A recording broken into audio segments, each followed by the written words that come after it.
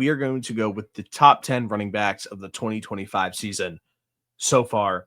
At number 10, the don't didn't want to add him to this list at all. Don't really like this player at all. But if you're just looking at the numbers and what he's been doing on the football field this season, it's not pretty, but we don't have a long list at running back of good running backs right now. And this guy is going to trump guys on this list like Saquon Barkley is not on this list, which stinks. So we're going to have to put Travis Etienne Jr. Shout out to this guy though. He's been a little bit of an afterthought. There's been everybody has been challenging this guy of what he could possibly be, what his workload looks like if his job's in jeopardy. And he's coming out this season. He has 169 carries, 815 yards and 5 touchdowns, 24 receptions, 160 yards and 2 touchdowns. He's at least carrying the load a little bit and honestly having a little bit better of a season than I thought he would. At number 9, this is the Dion Waiters Heat Check Award, and that's Rico Dwaddle. I don't know what happened to this guy. I think Dallas would have kept him if this was the type of dude that he was in Dallas last year. Even though obviously Javonte Williams is having a big season, but the pop that Rico Dwaddle plays with on a week-to-week basis, and it's almost like jarring to watch. Like he's had some crazy performances this season so far. 206 yards versus Miami, 200 all-purpose yards versus the Cowboys, 130 yards versus the Packers. He's got 174 carries, 871 yards, and 5 touchdowns, 27 receptions, 233 yards, and a touchdown in about 8 games. I know that he had a light workload last week, but he snatched that job from Chuba Hubbard, and it's insane because I thought that guy was like okay last season with the Cowboys. He had 1,000 yards on the ground, obviously, but he just looks like a different beast. So the Dion Waiters Heat Check Award coming in at number 9, and that is Rico Dowdle. At number 8, another legacy award here, kind of similar to what the Tay Adams is, but Tay is having a way better season in my opinion. He looks like he has a little bit more juice, and that's Derrick Henry. He has 187 yards, 187 carries, 871 yards rushing, 6 touchdowns, 13 catches, 98 yards. Obviously not the definition of receiving back at all.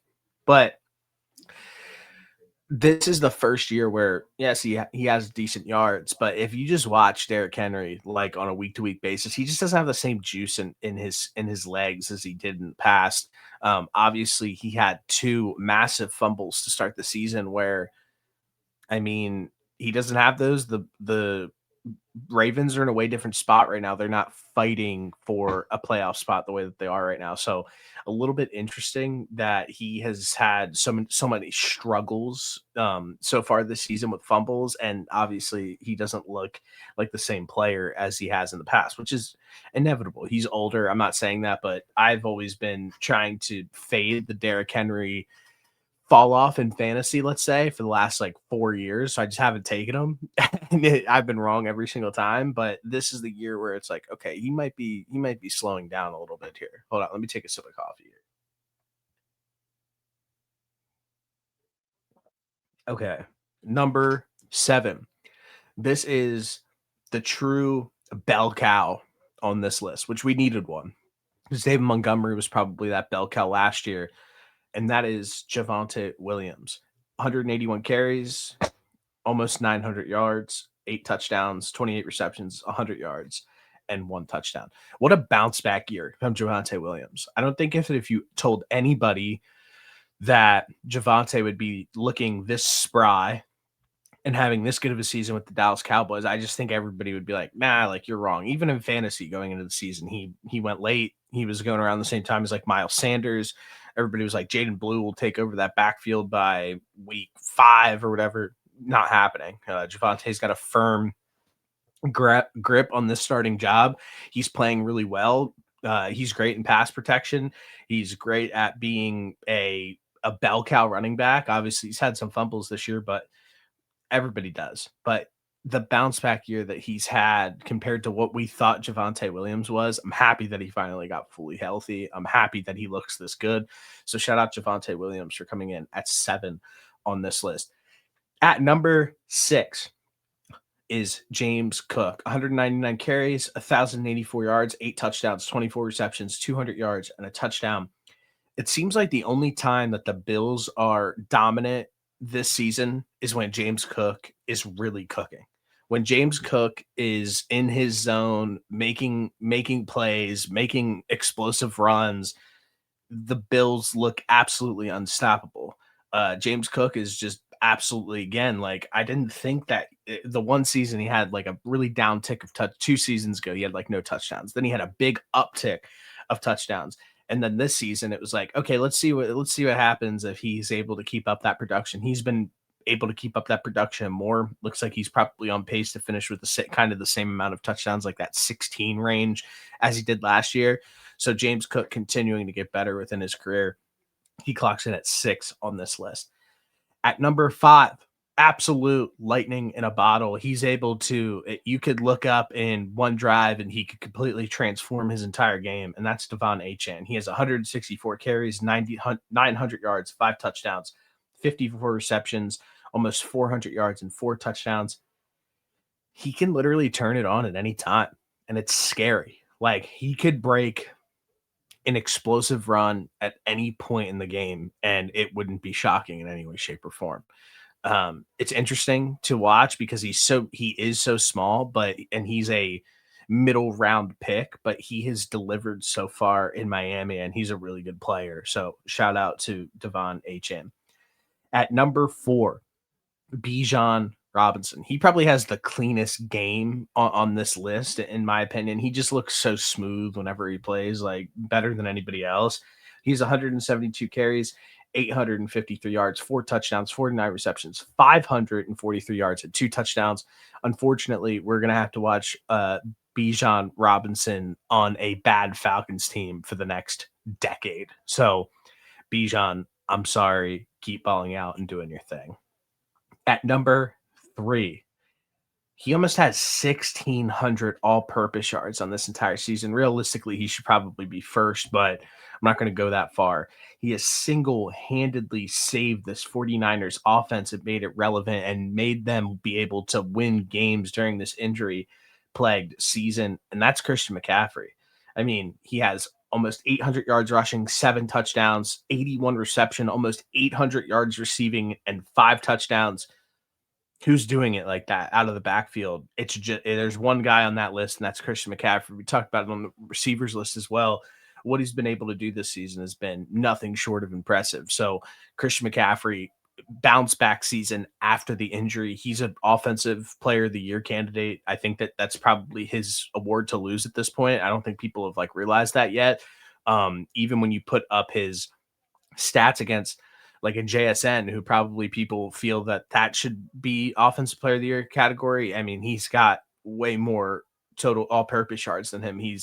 Christian McCaffrey is legitimately playing out of his mind. And if he keeps it up and the 49ers make the playoffs, I mean, there's got to be at least a slight argument that he's in the MVP discussion just because of what he's been able to do, how the offense has just ran through him time after time, having 30 plus touches in a game and being able to handle that workload throughout the entire course of a season.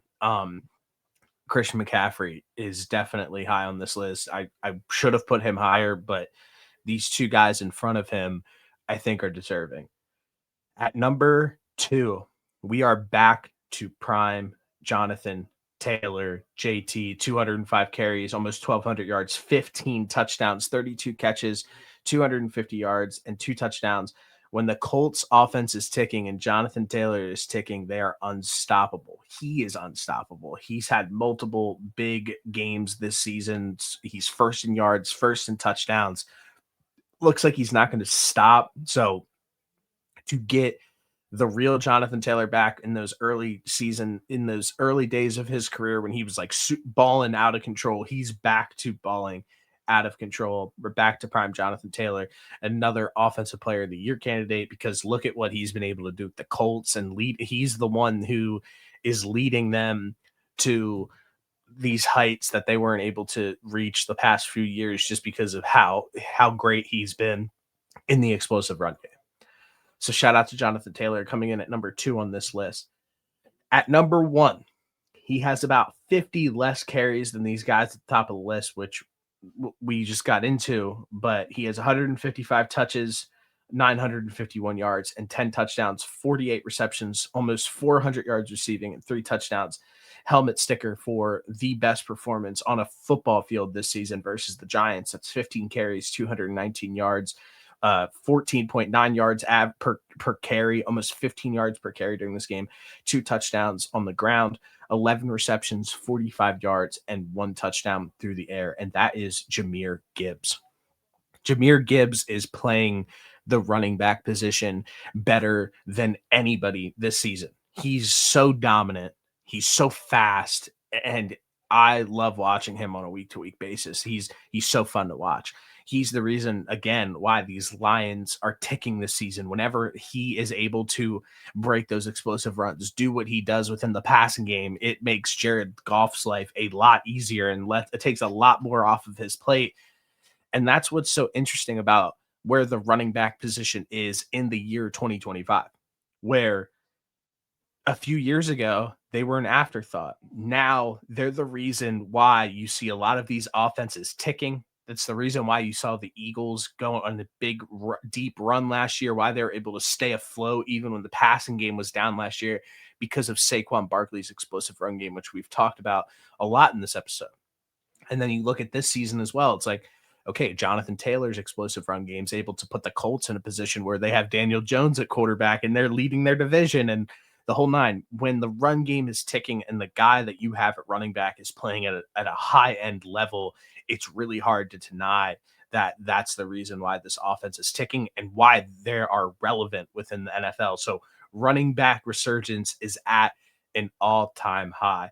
So my top 10 running backs for the 2025 NFL season so far, we have Jahmyr Gibbs, Jonathan Taylor, Christian McCaffrey, Bijan Robinson, Devon Achane, James Cook, Javonte Williams, Derrick Henry, Rico Dowdle, and Travis Etienne Jr.